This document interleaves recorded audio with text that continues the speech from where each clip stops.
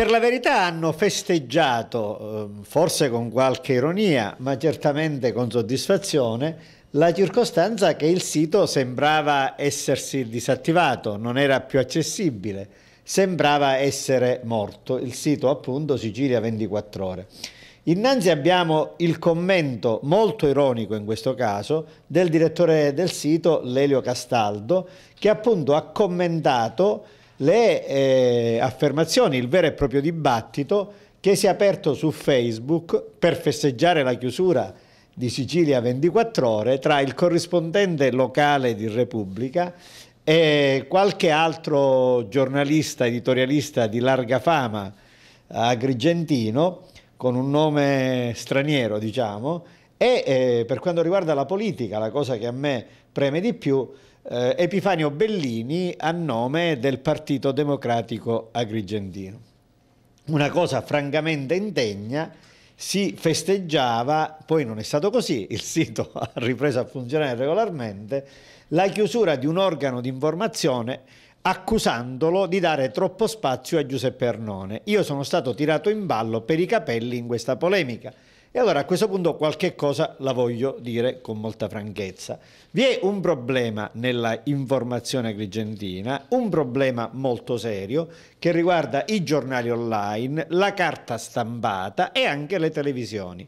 Noi abbiamo televisioni come la vostra che incentivano il confronto, incentivano il dibattito, arricchiscono la democrazia, fanno parlare tutti coloro che hanno qualche cosa da dire. Abbiamo altre TV, ad esempio Agrigento TV, che per 364 giorni l'anno dimenticano che vi sono realtà politiche molto importanti.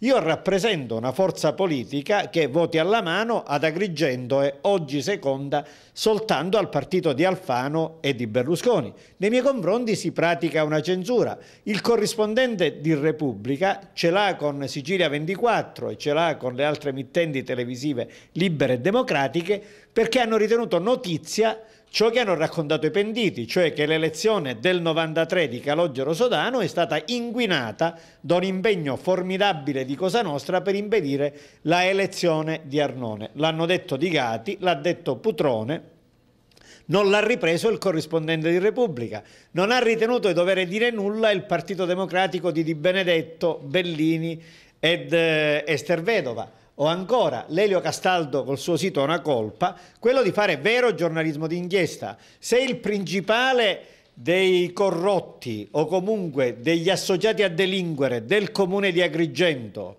definisce Arnone gran cornuto per la sua attività ispettiva di consigliere e lo fa parlando al telefono con un altro indagato di quella inchiesta, cioè con uno che la magistratura sospetta di essere un compare nei reati e nelle malefatte, e si parla pure di minacce che io ho ricevuto, il cappotto di legno con l'esibizione della pistola, per Lelio Castaldo, per Teleacras, per TVA è notizia. Non è notizia evidentemente per il corrispondente di Repubblica e per i siti asserviti. Concludo con una battuta.